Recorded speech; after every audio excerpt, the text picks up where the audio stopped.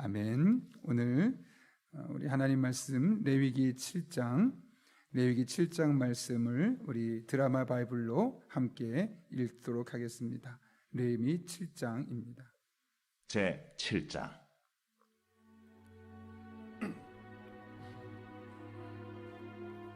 속건제의 규례는 이러하니라. 이는 지극히 거룩하니 번제물을 잡는 곳에서 속건제의 번제물을 잡을 것이요 제사장은 그 피를 제단 사방에 뿌릴 것이며 그 기름을 모두 들이되 곧 그 기름진 꼬리와 내장에 덮인 기름과 두 콩팥과 그 위의 기름 곧 허리 쪽에 있는 것과 간에 덮인 거풀을 콩팥과 함께 떼어내고 제사장은 그것을 다 제단 위에서 불살라 여호와께 화제로 드릴 것이니 이는 속건제니라. 제사장인 남자는 모두 그것을 먹되 거룩한 곳에서 먹을지니라. 그것은 지극히 거룩함이라. 속죄제와 속건제는 규례가 같으니 그 제물은 속죄하는 제사장에게로 돌아갈 것이요 사람을 위하여 번제를 드리는 제사장 곧 그 제사장은 그 드린 번제물의 가죽을 자기가 가질 것이며 화덕에 구운 소제물과 냄비나 철판에서 만든 소제물은 모두 그 드린 제사장에게로 돌아갈 것이니 소제물은 기름 섞은 것이나 마른 것이나 모두 아론의 모든 자손이 균등하게 분배할 것이니라. 여호와께 드릴 화목제물의 규례는 이러하니라.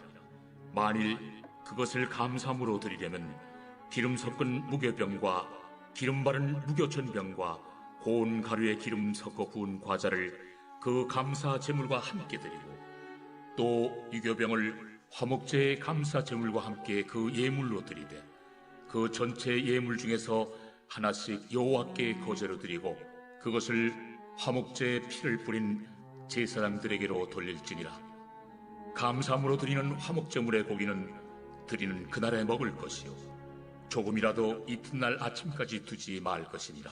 그러나 그의 예물의 제물이 소원이나 자원한 것이면 그 제물을 드린 날에 먹을 것이요 그 남은 것은 이튿날에도 먹되 그 제물의 고기가 셋째 날까지 남았으면 불사를 지니 만일 그 화목제물의 고기를 셋째 날에 조금이라도 먹으면 그 제사는 기쁘게 받아들여지지 않을 것이라.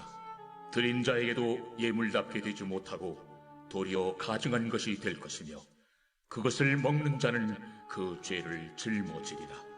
그 고기가 부정한 물건에 접촉되었으면 먹지 말고 불사를 것이라. 그 고기는 깨끗한 자만 먹을 것이니 만일 몸이 부정한 자가 여호와께 속한 화목제물의 고기를 먹으면 그 사람은 자기 백성 중에서 끊어질 것이요 만일 누구든지 부정한 것 곧 사람의 부정이나 부정한 짐승이나 부정하고 가증한 무슨 물건을 만지고 여호와께 속한 화목제물의 고기를 먹으면 그 사람도 자기 백성 중에서 끊어지리라. 여호와께서 모세에게 말씀하여 이르시되 이스라엘 자손에게 말하여 이르라.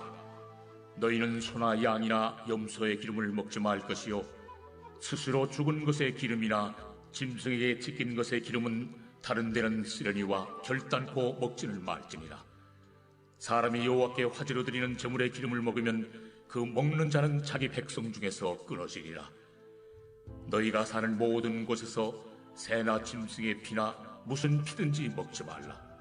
무슨 피든지 먹는 사람이 있으면 그 사람은 다 자기 백성 중에서 끊어지리라. 여호와께서 모세에게 말씀하여 이르시되 이스라엘 자손에게 말하여 이르라. 화목제물을 여호와께 드리려는 자는 그 화목제물 중에서 그의 예물을 여호와께 가져오되 여호와의 화제물은 그 사람이 자기 손으로 가져올지니 곧 그 제물의 기름과 가슴을 가져올 것이요 제사장은 그 가슴을 여호와 앞에 흔들어 요제를 삼고 그 기름은 제단 위에서 불사를 것이며 가슴은 아론과 그의 자손에게 돌릴 것이며 또 너희는 그 화목제물의 오른쪽 뒷다리를 제사장에게 주어 거제를 삼을지니 아론의 자손 중에서 화목제물의 피와 기름을 드리는 자는 그 오른쪽 뒷다리를 자기의 소득으로 삼을 것이니라. 내가 이스라엘 자손의 화목제물 중에서 그 흔든 가슴과 든 뒷다리를 가져다가 제사장 아론과 그의 자손에게 주었나니 이는 이스라엘 자손에게서 받을 영원한 소득이니라. 이는 여호와의 화제물 중에서 아론에게 돌릴 것과 그의 아들들에게 돌릴 것이니 그들을 세워 여호와의 제사장의 직분을 행하게 한 날 곧 그들에게 기름 부은 날에 여호와께서 명령하사 이스라엘 자손 중에서 그들에게 돌리게 하시는 것이라. 대대로 영원히 받을 소득이니라. 이는 번제와 소제와 속죄제와 속건제와 위임식과 화목제의 규례라. 여호와께서 시내 광야에서 이스라엘 자손에게 그 예물을 여호와께 드리라 명령하신 날에 시내산에서 이같이 모세에게 명령하셨더라. 오늘 우리 7장 읽고 내일은 이 절수 때문에 8장과 9장 두 장을 함께 읽으려고 합니다. 오늘 7장을 보게 되면 속건제를 비롯해서 화목제 그리고 피와 기름을 먹지 말 것을 주님께서 명령하는 장면이 나옵니다. 그 중에서 먼저 2절부터 4절까지의 말씀 보면 속건제는 제물을 잡되 그 기름을 또 하나님께 드리도록 되어 있습니다. 대신 속건제는 그 제사를 드리고 난 이후에 음식을 제사장이 먹을 수 있도록 하셨죠. 오늘 본문 1절부터 10절까지 이 내용을 집중적으로 강조하고 있습니다. 그래서 6절에 보면 이렇게 되어 있습니다. 제사장인 남자는 모두 그것을 먹되 7절은 그 제물은 속지 않은 제사장에게 돌아갈 것이요 8절에 그 제사장은 그 드린 번제물의 가죽을 자기가 가질 것이며 9절 소제물은 모두 그 드린 제사장에게로 돌아갈 것이니 10절에 모두 아론의 모든 자손이 균등하게 분배할 것이니라.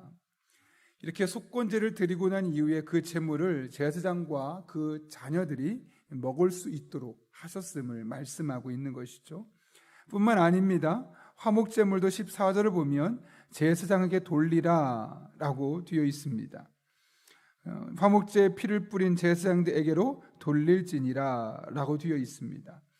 그리고 나서 그 이후에 28절까지 내용에 대해서 보다 구체적으로 이 같은 사실을 이야기하고 있죠. 그리고 나서 31절부터 36절까지 말씀에도 지속적으로 이 사실을 강조합니다. 31절 보면 가슴은 아론과 그의 자손에게 돌릴 것이며 33절은 그 오른쪽 뒷다리를 자기의 소독으로 삼을 것이니라. 여기 자기는 제사장을 의미합니다. 또 34절에 보면 흔든 가슴과 뒷다리를 가져다가 제사장 아론과 그의 자손에게 주었나니 이는 이스라엘 자손에게서 받을 영원한 소득이니라. 마지막 36절 보면 이 모든 것을 한꺼번에 정리하면서 이렇게 말합니다. 대대로 영원히 받을 소득이니라. 이렇게 계속되는 이 말씀을 보게 되면 제사장들에게 주어질 제물의 속성에 대해서 이야기하고 있는 것을 보게 됩니다. 이 같은 본문을 통해 우리가 깨닫게 되는 것은 하나님께서 희생제물로 제사장들을 돌보고 계시다라는 겁니다. 제사장들은 이스라엘 백성들이 드린 하나님께 드린 그 제물로 그들의 생계를 유지해야만 했습니다. 물론 이 성막 시절이 끝나고 나중에 성공이 완공된 이후에는 성전세라는 것이 있어서 그걸 통해서도 어느 정도 생계 유지가 가능했지만 그 전에는 철저하게 제물을 통해 드려진 음식물을 가지고 그들의 삶을 또 가족들을 돌아볼 수 있었던 것이죠. 왜냐하면 하나님께서 제사장과 레위인에게는 땅을 분배주지 않았기 때문에 그렇고 하나님께서 친히 이스라엘 백성들을 통해서 그들을 먹고 마시게 하려고 의도하셨기 때문에 그렇습니다. 이 같은 사실에 대해서 사도 바울은 고린도전서 9장 13절과 14절에서 이렇게 말씀하는데요. 성전의 일을 하는 이들은 성전에서 나는 것을 먹으며 제단에서 섬기는 이들은 제단과 함께 나누는 것을 너희가 알지 못하느냐. 이 고린도 교회 성도들에게 이야기하고 있는 것이죠. 이 성전에서 일을 하는 이들은 성전에서 나는 것을 먹고 제단에서 섬기는 이들은 제단에서 나는 것을 먹는 것. 어떻게 그들의 수익이 있어야 될 것 너희가 알지 않느냐라고 말씀하고 있는 겁니다. 이처럼 하나님은 제사장이 예배를 집례하고 그 예배를 통해 하나님을 섬기고 성도의 삶을 돌보는 일에 전념하길 원하신 겁니다. 왜냐하면 두 마음을 품게 되면 둘 다 그르칠 확률이 높기 때문에 그렇지요. 실제로 저도 교육전사 시절에 한 달에 40만 원 정도로 사례를 받았던 기억이 있습니다. 교회가 그렇게 크진 않았고, 그러다 보니 학교를 다니고 또 생계도 유지하려 보면 그게 결코 쉽지 않고, 아니 턱없이 부족했습니다. 그래서 주말마다 어떤 때는 금요일 토요일 이틀을 할 때도 있고, 어떤 때는 토요일 혹은 금요일 하루만 들 때도 있었는데, 인력사무소에 가서 일용직 아르바이트를 했었습니다. 주로 공사 현장에 가서 이제 그 현장 인부들을 도와주거나 혹은 이사심센터에서 이사를 하는 일을 직접 했었습니다. 그럼 하루에 많으면 한 5만 원에서 6만 원, 그 중에 10%는 소개하는 업체에서 떼어가고, 그래서 한 달에 많이 하면 30만 원 정도 혹은 40만 원 정도 사이 일을 벌었던 것으로 기억합니다. 그렇게 주중에는 학교를 다니고 또 주말에는 이렇게 아르바이트를 하고 또 주일에는 교회 가서 사역을 하고, 이렇게 1인 3역을 했었던 시절이 있었습니다. 문제는 이렇게 하다 보니까 주일에 가서 교회 사역을 하려니 너무나 몸이 힘든 겁니다. 왜냐하면 주중에 공부하던 사람이 갑자기 주말이 되어서 힘을 쓰는 그런 이삿짐 하는 게 얼마나 힘든지 아시지 않습니까? 가구도 들고 무거운 물건 들고, 그러다 보니 결국은 학교 다녀야 되고 사역도 해야 되고 주말엔 알바도 해야 되고 여러 가지를 하다 보니까 결국 제대로 할 수 있는 일이 없었습니다. 일도 계속하면서 1년 동안 사역했던 교회 사역도 힘들고 또 몸은 몸대로 많이 힘들었던 경험을 했던 것이죠. 여러분, 두 가지 일을 하면서 두 마음을 품게 되면 사역에는 플러스가 아니라 오히려 마이너스가 될 수 있습니다. 하나님은 그래서 제사장이 여러 가지 일을 하기보다는 오롯이 한 가지 일을 하면서 이스라엘 백성들 그리고 하나님만 섬기기를 원하셨던 겁니다. 그래서 이스라엘 백성들을 통해서 그들이 먹을 것을 가지고 걱정하지 않도록 영원한 규례로 삼으셔서 제사장들이 결코 굶주리거나 제사장들이 결코 경제적인 문제 때문에 이 하나님을 예배하는 일을 떠나지 않도록 했던 것이죠. 이것은 오늘날도 다르지 않습니다. 교회는 일정 부분 목회자들이 다른 걱정하지 않고 목회와 예배에 집중할 수 있도록 도움을 제공할 수 있어야 하는 겁니다. 물론 요즘은 목회자 이중직에 대한 이야기들이 많이 나옵니다. 교회 사역도 하지만 또 다른 경제적인 것도 허락해야 된다. 총회법적으로 우리가 허락해야 되는 이야기가 많이 나왔습니다. 왜 그런 이야기가 되었을까요? 일을 하는 것 자체가 너무나 귀해서, 또는 이 목회자에게 그런 전문적인 일을 하는 것이 필요해서 그런 이야기가 나왔을까요? 엄밀히 말하면 그렇지 않습니다. 작은 교회 성도들이 모이지 않고 그러다 보니 자연스럽게 생활에 어려움이 있다 보니까 현실적인 경제 문제를 해결하기 위해서 목회자들이 주중에 월요일부터 금요일까지 이제 현장에 뛰어들어서 일을 해야만 하는 상황이 생기게 되었던 겁니다. 또 하나는 젊은 목회자들이 기성교회 가서 소신껏 하나님 주신 비전을 펼치려고 했을 때 기존에 오래된 전통 갖고 있던 분들과 갈등이 생기면서 교회 안에 크고 작은 문제들이 생기다 보니 내가 나가서 개척을 해야겠다. 그러면서 결국은 이런 일들이 계속해서 생길 수밖에 없는 것이죠. 물론 이 모든 것을 이 두 가지 케이스 안에 다 담을 수는 없겠지만 현실적인 문제도 고려할 수밖에 없는 상황에서 이런 일들이 있게 되었던 겁니다. 여러분 혹시 느헤미야의 말씀을 기억합니까? 느헤미야를 보게 되면 참 가슴 아픈 이야기들이 나옵니다. 느헤미야가 포로 생활에서 돌아오고 나서 예루살렘의 성벽을 쌓고 예배를 회복시켰습니다. 얼마나 많은 사람이 아멘 아멘 하며 예배를 드렸습니까? 너무 오랜만에 드리다 보니까 예배를 드리는 형식도 잊어버려서 그 책을 보면서 하나씩 발견해 나갔습니다. 그런데 잠깐 동안 이 느헤미야가 보토에 갔다 온 기간 동안 이 예루살렘에 문제가 생긴 겁니다. 어떤 문제가 생겼냐면 예배가 이루어지지 않는 겁니다. 알고 봤더니 교회 안에 그 이스라엘 백성 공동체 안에 큰 문제가 생겼던 것이죠. 그래서 그가 다시 돌아오고 나서 가장 먼저 한 일이 무엇이냐? 느헤미야 13장 10절부터 13절 보면 이렇게 기록되어 있습니다. 내가 또 알아본즉 레위 사람들이 받을 몫을 주지 아니하였으므로 그 직무를 행하는 레위 사람들과 노래하는 자들이 각각 자기 밭으로 도망하였기로. 이게 무슨 말이냐면 성전에서 하나님을 섬기는 레위인들, 또 찬양을 하는 찬양대원들, 그 당시는 그 일만 할 수 있게끔 했는데, 그런 일들을 하는 사람들에게 먹고 살 수 있을 만큼 충분히 제공해 주지 않으니까 결국 살기 위해서 어쩔 수 없이 밭으로 도망갔다. 이 말은 뭐냐면 일하러 갔다.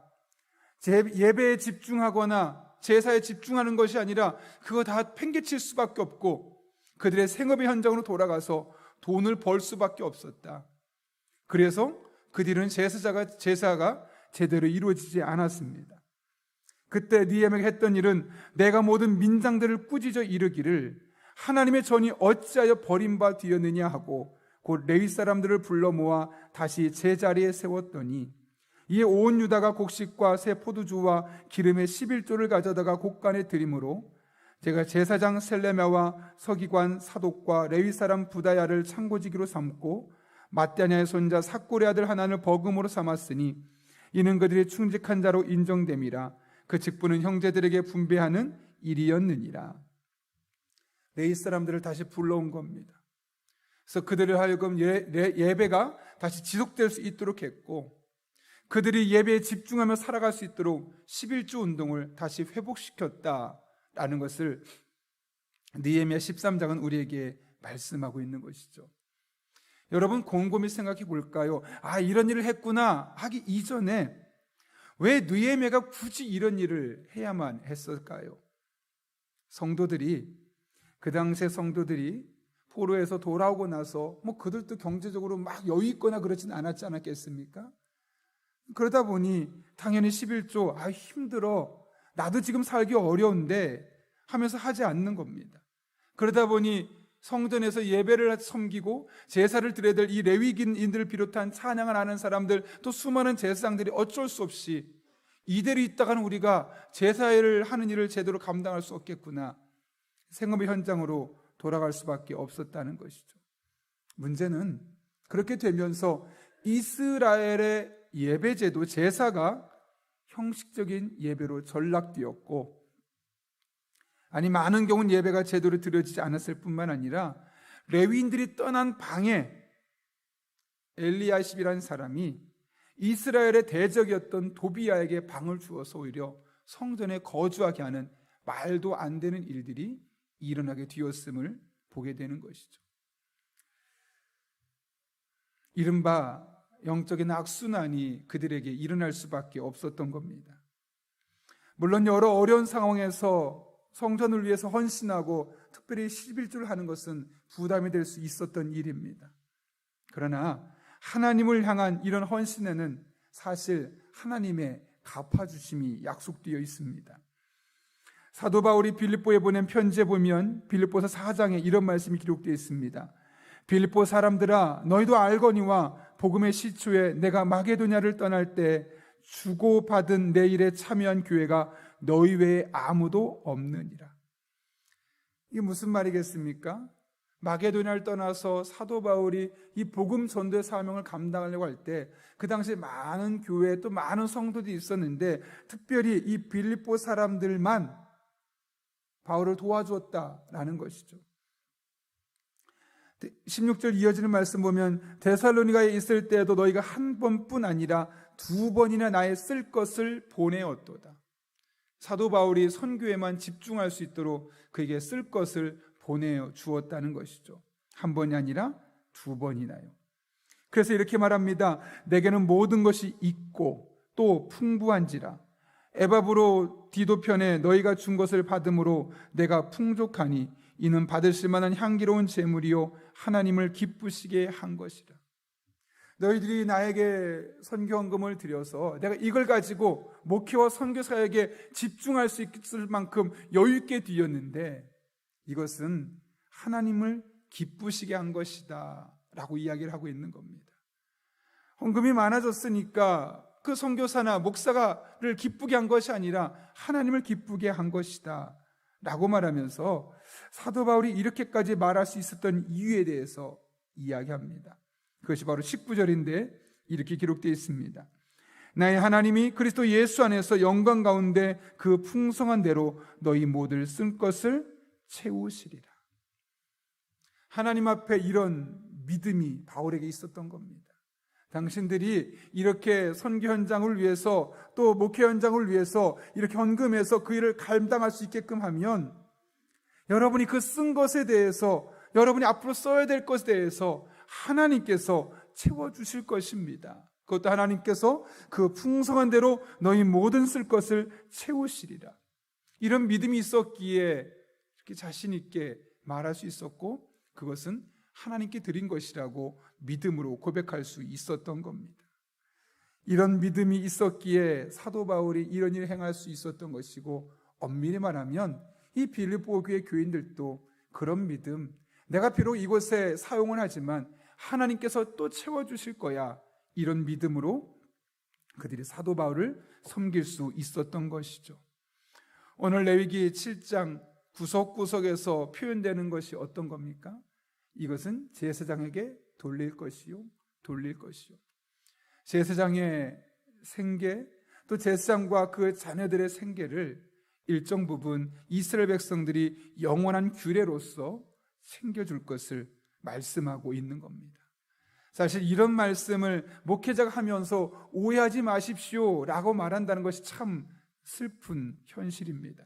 그런데 이것은 개인의 생각이 아니니 오해하지 마시고, 오늘 본문에서 하나님께서 왜 이런 일을 하게 하셨고 과연 이것이 오늘날 우리에게 어떤 의미가 있는지를 한번 돌아보는 것, 그리고 우리 교회가 또한 저뿐만 아니라 우리 부교육자들이 정말 마음껏 하나님을 섬기고 예배할 수 있는 환경을 열어줄 수 있는 것, 이것 또한 하나님께서 우리에게 주신 의무이기도 하고, 또한 하나님께서 우리의 길을 세워주시기 위한 또 다른 방법임을 깨닫게 됩니다. 오늘도 우리에게 주어진 일상을 통해서 열심히 살아가고 그것으로 하나님을 또 즐겁게 섬길 때 이것이 우리에게는 영적인 유익이 되어지고 교회 예배가 더욱더 역동성이 있게 되어지며, 또 당시의 제사장, 오늘날 아래 목회자들이 성도들이 하나님을 섬기고 성도들을 섬길 수 있는 일에 집중할 수 있게 되어지는 그런 놀라운 은혜가 있기를 예수님의 이름으로 축원합니다. 함께 기도하겠습니다. 거룩하신 아버지 하나님, 오늘 하나님의 말씀을 통하여 이스라엘 백성들을 통하여 제사장들을 섬기고 제사장들의 생계가 유지될 수 있도록 한 것이 영원한 규례임을 깨닫게 하신 은혜에 진심으로 감사를 드립니다. 신약 시대를 우리가 살고 있지만 이 또한 변함없이 우리에게 해당되는 것인데, 우리가 이 영적인 교훈을 가슴에 담고 교회를 위해 헌신할 때 교회가 더욱더 집중적으로 성도들의 삶을 돌아보고 또 교회 안의 예배가 역동적이 되어지며 그 속에 허락하신 하나님의 은혜들을 함께 경험하는 믿음의 공동체 되게 하여 주옵소서. 함께 하실 간절히 바라오며 예수님의 이름으로 기도하옵나이다. 아멘.